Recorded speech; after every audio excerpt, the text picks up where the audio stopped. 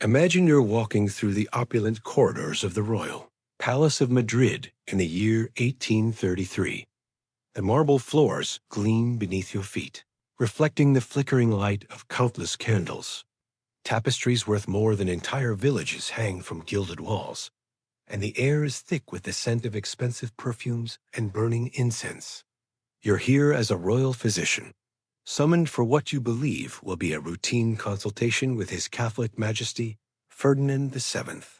But as you approach the king's private chambers, something feels different. The usual bustle of courtiers and servants has given way to an eerie silence.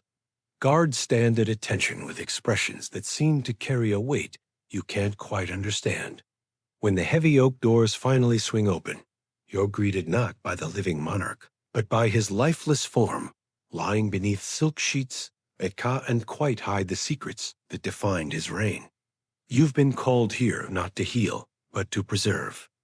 And what you're about to discover will challenge everything you thought you knew about royal power, human nature, and the dark corners where personal shame intersects with absolute authority. This isn't just another tale of monarchical excess or political intrigue. This is the story of how one man's most intimate struggles became the source of a nation's suffering, and how a physical abnormality transformed a future king into one of history's most twisted rulers. What you're about to hear isn't the sanitized version of royal history that fills most textbooks. This is the raw, uncomfortable truth about Ferdinand VII of Spain, a man whose reign of terror was matched only by the personal demons that drove him to acts of cruelty that shocked even his contemporaries.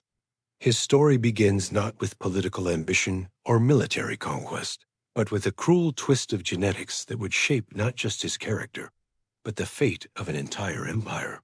Ferdinand came into this world already marked by the poisoned legacy of centuries of royal inbreeding.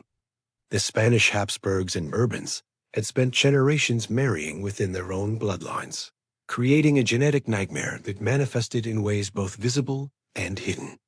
When Ferdinand was born at El Escorial Palace on October 14th, 1784, he emerged from a union between first cousins, Charles IV and Maria Louisa of Parma.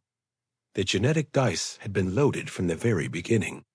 As the young prince grew from childhood into adolescence, it became clear that nature had played a particularly cruel joke on the future king of Spain. While other royal children might suffer from the typical deformities of inbreeding, visible handicaps that could be hidden or managed, Ferdinand's curse was far more intimate and infinitely more psychologically damaging. His male anatomy began developing in ways that defied medical understanding, growing to proportions that seemed almost inhuman. Court physicians, sworn to secrecy, documented what they witnessed in clinical terms that barely concealed their horror. One wrote that the prince was afflicted with a member of such extraordinary dimensions that normal intimate relations would prove challenging. Another was more direct, describing an organ that resembled a weapon more than anything nature intended. By his teenage years, whispers had already begun circulating through the palace corridors about the royal anomaly. The psychological impact on young Ferdinand was devastating beyond measure. In an era when male anatomy was judged by classical standards of refinement and proportion, Ferdinand's condition marked him as a freak of nature. The very thing that modern men might consider a blessing became the source of profound shame for a future king. This wasn't just about physical appearance. It was about the complete inability to function normally in the most intimate aspects of human life. Ferdinand's childhood became a masterclass in dysfunction that would have broken a weaker man, but instead forged a monster. His father, Charles IV, was a weak-willed ruler who preferred hunting to governing. His mother, Maria Louisa, was a woman of insatiable appetites who openly flaunted her affair with Manuel de Godoy, effectively the real ruler of Spain. Young Ferdinand watched this daily humiliation, absorbing lessons about power, betrayal, and the weakness that comes from trust. But it was his physical abnormality that truly shaped his developing character. The court buzzed with whispers about the prince's condition. Servants giggled behind their hands when he passed. Courtiers made subtle jokes that they thought he couldn't understand. Foreign diplomats reported back to their masters about the Spanish embarrassment, turning his most intimate shame into international gossip. Ferdinand learned early that he was an object of mockery, that his most private self was a source of amusement for others. This humiliation bred a deep, festering resentment that would later manifest in his treatment of everyone around him. The prince began to see mockery everywhere, in the respectful bows of his subjects, in the formal addresses of his tutors, in the arranged smiles of potential marriage candidates. His paranoia wasn't entirely unjustified. People really were talking about him, really were laughing behind closed doors. But Ferdinand's response was disproportionate and increasingly violent. His tutors noticed disturbing changes in his behavior as he entered adolescence. He became secretive, vindictive, and cruel to those who served him. Servants who displeased him would find themselves dismissed or worse. The prince was learning to use the power of his position to compensate for the powerlessness he felt about his own body. One incident that survives in court records reveals the darkness growing in Ferdinand's soul. When a young page accidentally walked in on the prince changing clothes, witnessing what should have remained hidden, Ferdinand didn't simply dismiss the boy. He had him flogged and his entire family exiled from Madrid. The message was clear. No one could witness the prince's shame and remain unpunished. As Ferdinand reached marriageable age, the full extent of his anatomical challenge became impossible to ignore. Dr. Francisco Flores, the king's personal physician, left behind secret notes that provide a disturbing window into the medical reality of Ferdinand's condition. His observations, hidden away in palace archives for centuries, describe a sexual organ so large and misshapen that normal intimate relations would be not just difficult, but potentially dangerous. The implications for Ferdinand's future as a husband and father were immediately obvious to the court physicians. Normal marriage would be impossible without significant medical intervention and specially designed equipment. The royal craftsmen were secretly commissioned to create what they euphemistically called marital aids, devices designed to make intimate relations possible without causing serious injury to his future wives. But the physical challenges were only part of the problem. Ferdinand's condition had psychological ramifications that went far beyond the bedroom. He became obsessed with potions and elixirs that promised to normalize his anatomy or enhance his ability to produce heirs. Court alchemists and foreign physicians were secretly brought to Madrid, each promising miracle cures that inevitably failed. The prince spent enormous sums on these quack remedies, consuming mixtures of ground rhinoceros horn, powdered pearls, and rare herbs that were supposed to regulate what they called his royal essence. Some treatments promised to reduce his anatomy to normal proportions. Others claimed to enhance his fertility despite its unusual configuration. All of them were useless, but Ferdinand's desperation made him an easy target for charlatans and con artists who recognized a profitable opportunity when they saw one. This is where our story truly begins to take its dark turn, as Ferdinand's personal struggles start to intersect with the political machinations that would eventually place him on the throne of Spain. His intimate shame was about to become entangled with his quest for power in ways that would prove catastrophic for everyone involved. In 1802, the moment Ferdinand had been dreading finally arrived. At 18 years old, he was to marry his first cousin, Princess Maria Antonia of Naples and Sicily. The match had been arranged when both were still children, a typical political alliance designed to strengthen ties between Spanish and Italian Bourbon branches. Maria Antonia arrived in Madrid, filled with the romantic dreams that young princesses carried into these arranged marriages. She had heard whispers that Ferdinand was called the Desired One by some of his supporters, and she imagined herself marrying a fairy tale prince. The wedding ceremony itself was magnificent, befitting the union of two royal houses. The cathedral filled with music, the streets of Madrid echoed with celebration, and the young couple appeared to be the perfect royal partnership. Maria Antonia was beautiful, intelligent, and genuinely excited about her new life as future Queen of Spain. But royal weddings end, and wedding nights begin.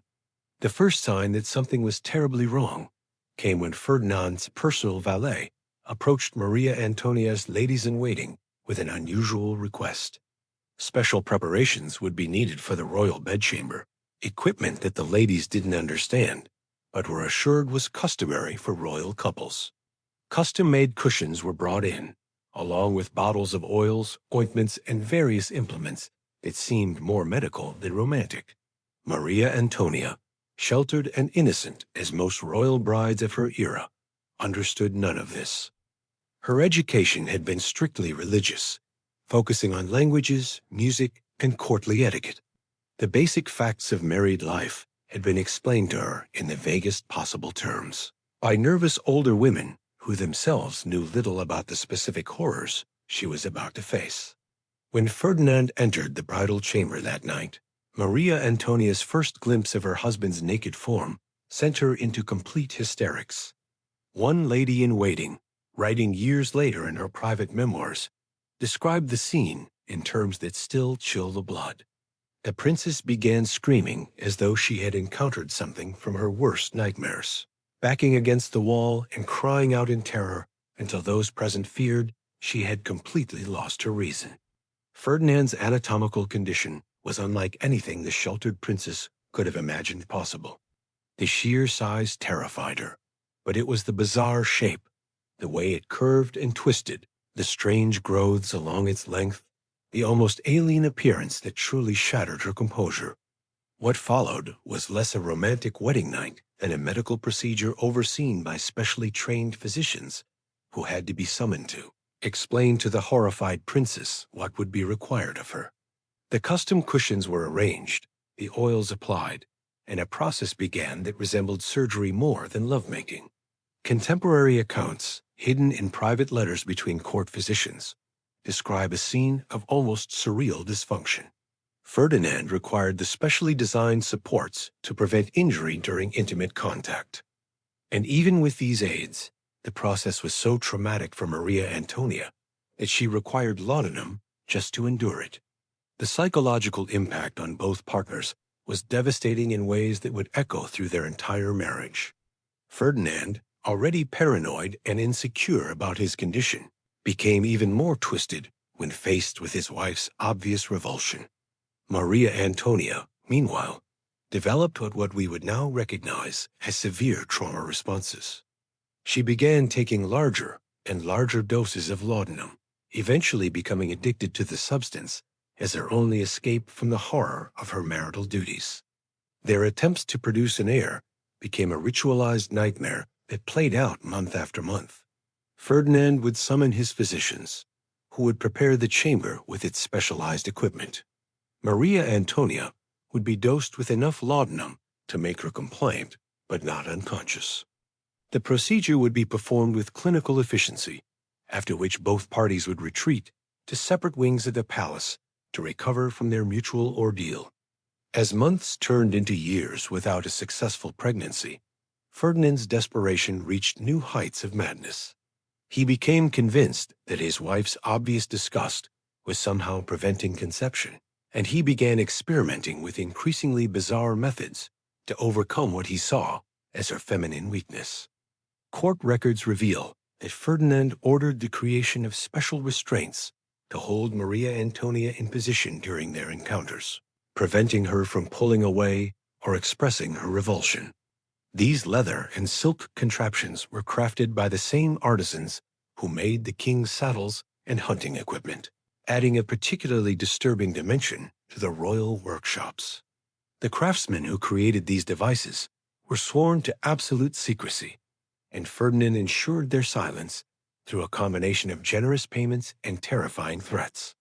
Several artisans who worked on these projects were later found dead under mysterious circumstances, leading to persistent rumors that Ferdinand had them eliminated to prevent any possibility of their revealing the true nature of their work. The king also became obsessed with timing their encounters according to astrological charts and lunar cycles. He consulted astronomers, astrologers, and even practitioners of darker arts who promised to align the stars in favor of royal conception. The palace became a haven for charlatans selling fertility potions, magical amulets, and ritual ceremonies that claimed to overcome the curse of Ferdinand's deformed anatomy. One particularly desperate episode involved Ferdinand's consultation with a wandering mystic who claimed to possess ancient wisdom from the Orient. This supposed sage convinced the king that his unusually shaped member was actually a sign of divine favor, that he was blessed with what he called the dragon's essence and needed only the proper rituals to unlock its fertility potential. For 3 months, Ferdinand subjected himself and his traumatized wife to bizarre ceremonies involving incense, chanting, and positions supposedly based on mystical Eastern texts. Twice, miraculously, Maria Antonia did become pregnant. The court rejoiced, Ferdinand's confidence soared, and Spain held its breath, waiting for the birth of an heir to the troubled throne. But both pregnancies ended in devastating miscarriages that left the royal couple more traumatized than ever before. The first miscarriage occurred in the 4th month of pregnancy, and court physicians attributed it to the unusual stresses placed upon Her Majesty's delicate constitution. What they meant, but could never say openly, was that Ferdinand's anatomical abnormality had made the sexual act so traumatic that Maria Antonia's body simply couldn't sustain a pregnancy to term. The second miscarriage was even more devastating, occurring near full term in a labor so difficult and bloody that it nearly killed the young queen. Maria Antonia never fully recovered from this ordeal, and her addiction to laudanum became so severe that she was essentially a walking ghost for the remaining years of her short life. Ferdinand's reaction to these losses revealed the true depths of his selfishness and cruelty. Rather than showing compassion for his wife's suffering, he became convinced that she was deliberately sabotaging their chances of producing an heir.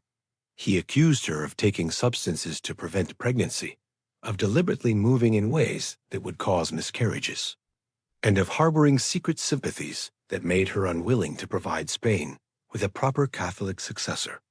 These accusations, whispered in the corridors of the palace, destroyed what little remained of Maria Antonia's mental health.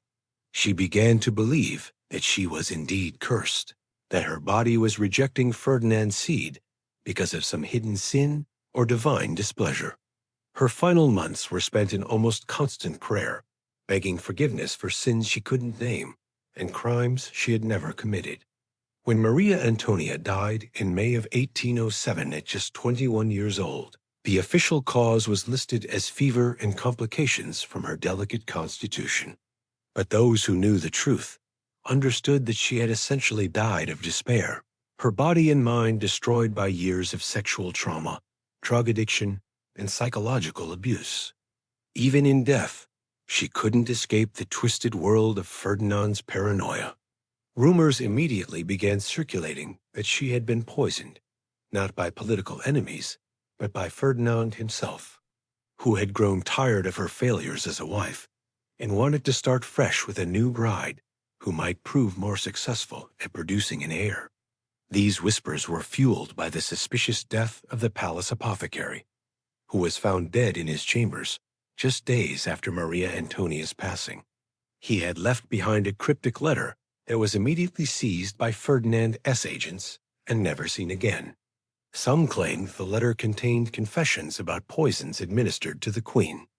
Others believed it revealed the true extent of Ferdinand's medical condition and the impossible demands he placed on his wives. The truth died with both of them, leaving only speculation and fear in their wake. Ferdinand's behavior following Maria Antonia's death was telling in its callousness. While he made the appropriate public displays of grief, privately he seemed almost relieved. Within weeks, he was already making inquiries about potential second wives, focusing particularly on women who had already proven their fertility by bearing children in previous marriages. The king's physicians, meanwhile, worked frantically to develop new treatments for his condition. If Ferdinand was to remarry successfully, They needed to find ways to make intimate relations less traumatic for his future wives. This led to some of the most bizarre medical experiments in royal history, as doctors attempted to create ever more sophisticated devices and develop new techniques that might somehow work around Ferdinand's anatomical impossibility. But Ferdinand's personal struggles were about to become entangled with the political chaos that was engulfing Europe. Napoleon Bonaparte was reshaping the continental map, and Spain found itself caught between competing forces that would ultimately lead to one of the most humiliating episodes in the nation's history. Ferdinand saw opportunity in this chaos, a chance to finally claim the throne that he believed was rightfully his.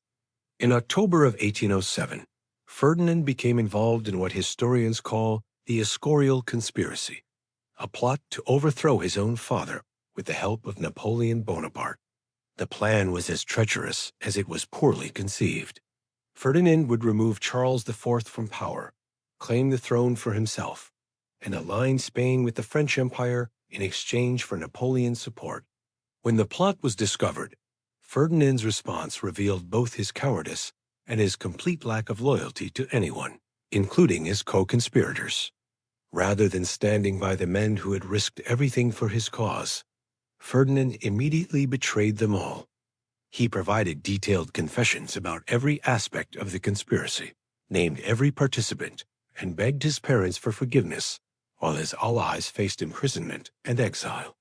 This betrayal established a pattern that would define Ferdinand's entire reign. He would use people for his own purposes, and then destroy them the moment it became convenient.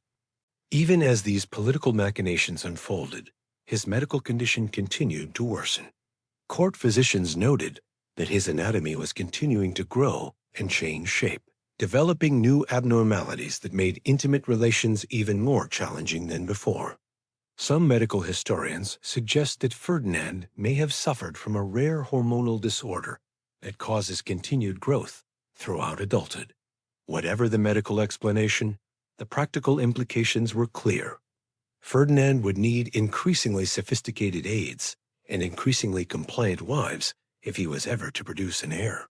When Napoleon invaded Spain in 1808 and forced Ferdinand to abdicate, the future king found himself in a uniquely humiliating position.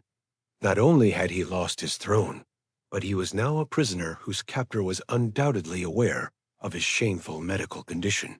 French intelligence had extensive files on the Spanish royal family, and Ferdinand's anatomical abnormality was certainly among the information they had gathered. Ferdinand's 6 years of captivity were marked by continued medical experimentation, as French physicians studied his condition with scientific curiosity. These doctors, freed from the constraints of royal protocol that had limited their Spanish colleagues, conducted examinations and treatments that bordered on torture in their thoroughness. The French medical reports, discovered in Napoleonic archives centuries later, provide the most detailed clinical description of Ferdinand's condition ever recorded. They describe a sexual organ so large and misshapen that it seemed to belong to a creature from mythology rather than a human king. The French doctors theorized that Ferdinand's condition was the result of multiple genetic disorders combining in a single individual, creating what they called a perfect storm of anatomical dysfunction. During his captivity, Ferdinand also received word of various Spanish nobles and military leaders who were fighting for his restoration. The irony was profound.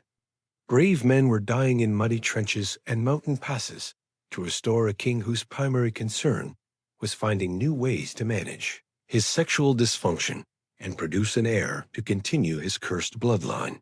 Ferdinand spent his exile years writing extensive letters to various European royalty, seeking potential brides who might be willing to accept his special circumstances. These letters, written in his own hand, reveal a man completely disconnected from the suffering of his people and obsessed entirely with his own intimate problems. While Spain burned under foreign occupation, Ferdinand was planning his next wedding night. When Ferdinand finally returned to Spain in 1814, the crowds that greeted him were unlike anything Europe had ever seen. They threw flowers, wept with joy, and fell to their knees as his carriage passed. Children born during the war saw their first glimpse of the king their parents had died to restore. The very stones of Madrid seemed to sing with celebration. Ferdinand smiled and waved from his carriage, but his mind was already focused on more intimate concerns. His first priority wasn't governing Spain or rewarding those who had fought for his restoration. It was finding a new wife who could finally give him the heir that had eluded him for so long. The king's return also marked the beginning of what historians call the ominous decade. But the true ominousness lay not just in Ferdinand's political tyranny, but in his increasingly desperate and bizarre attempts to fulfill his royal duty of producing offspring. His sexual dysfunction had become inseparable from his political dysfunction, creating a ruler whose personal inadequacies manifested as national catastrophe. Ferdinand VI's act as restored king was to commission an entirely new set of devices from the finest craftsmen in Europe. He sent agents to Germany, Italy, and even the Ottoman Empire, seeking artisans who specialized in creating equipment for delicate royal circumstances. The resulting collection, hidden away in secret chambers of the palace, represented the finest achievement of perverted ingenuity that the early 19th century could produce. The second wife Ferdinand chose was Maria Isabel of Portugal, another cousin in the endless cycle of royal inbreeding that had cursed his bloodline. She was 19 when she arrived at the Spanish court in 1816, full of the naive hope that young princesses carried into these arranged marriages. The court physicians had already briefed her ladies-in-waiting about the special preparations that would be required for the wedding night, but nothing could have prepared Isabel for the reality of what awaited her. The wedding ceremony itself was a spectacle of Baroque excess, designed to mask the growing desperation of a king whose reign was becoming synonymous with failure.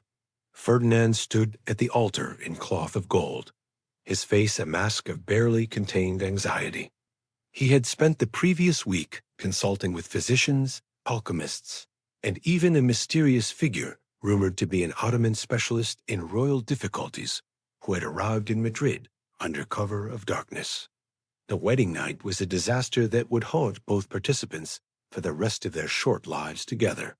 Despite all the preparations, all the devices, all the consultations with experts across Europe, Ferdinand's anatomical monstrosity proved as insurmountable as ever. The screams that echoed through the palace corridors that night were not screams of passion, but of genuine terror and pain. Servants found blood-stained sheets and broken furniture, evidence of a coupling that resembled a medieval torture session, more than the romantic union of royalty. Isabel never recovered from that first night. Court observers noted that she developed a pronounced stutter and would flinch whenever Ferdinand entered a room. She began experiencing what palace physicians called hysterical episodes, but which modern understanding would recognize as severe trauma responses. Her ladies-in-waiting reported that she often woke screaming from nightmares, calling out warnings about the monster that haunted her dreams. Ferdinand, meanwhile, interpreted his wife's terror as a personal insult to his royal dignity. His paranoia, already legendary, reached new heights as he convinced himself that Isabel was conspiring with foreign powers to mock his condition. He began having her correspondence intercepted, her food tasted for poisons, and her chambers searched for evidence of betrayal. The king's sexual dysfunction had metastasized into a political psychosis that infected every aspect of his rule. The pressure to produce an heir became an obsession that consumed both the royal couple and the entire Spanish court. Ferdinand began holding secret audiences with physicians, astrologers, and even self-proclaimed miracle workers. He grew more erratic, canceling state functions and cabinet meetings to focus on intimate consultations about herbal concoctions, surgical proposals, and mechanical innovations. Some of these ideas were so grotesque that even the most loyal court doctors refused to attempt them. Maria Isabel, meanwhile, became increasingly fragile. Witness accounts describe her wandering the palace gardens alone, clutching rosary beads, whispering prayers under her breath. She developed tremors in her hands, and her appetite vanished completely. The few letters that survived from her hand during this time suggest she had fallen into a deep spiritual crisis, convinced that she was being punished for some unknown offense against God. She finally became pregnant in late 1816, and for a brief moment, hope returned to the Spanish court. Ferdinand's joy was short-lived. Maria Isabel suffered a miscarriage in her third trimester, a violent and bloody ordeal that left her bedridden for weeks.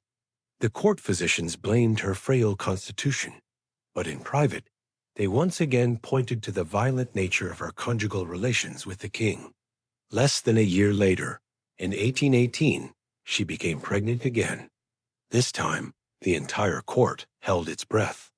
Ferdinand ordered daily updates on her condition, summoned the best midwives in Europe, and even prepared a new wing of the palace for the arrival of the long-awaited heir. When Maria Isabel gave birth to a daughter, Ferdinand was devastated. His obsession had always been for a male heir, someone to continue his name and secure his legacy. Although the birth of a child should have brought relief, it plunged the king into deeper despair. Maria Isabel, exhausted from childbirth and years of trauma, died just a few months later from what the royal bulletin called complications. Privately, many in the palace believed she had simply lost the will to live. Ferdinand mourned her with public displays of grief even more elaborate than those from Maria Antonia. But behind closed doors, he was already reviewing potential matches for a third wife. The cycle of trauma, paranoia, and desperate legacy building would begin again. As Spain drifted further into economic crisis and political instability, Ferdinand became increasingly isolated. The king who had once commanded armies and manipulated empires was now a haunted figure, obsessed with his private torment, feared by his court, and mocked in hushed tones across Europe. What began as a hidden shame and anatomical curse, whispered behind closed doors, had spiraled into a reign defined by cruelty, madness, and dysfunction. And the legacy of Ferdinand VII would not be written solely in the treaties he signed or the wars he lost, but in the silent screams of the women he married, the doctors he terrified, and the kingdom he brought to its knees in pursuit of an heir he would never truly have.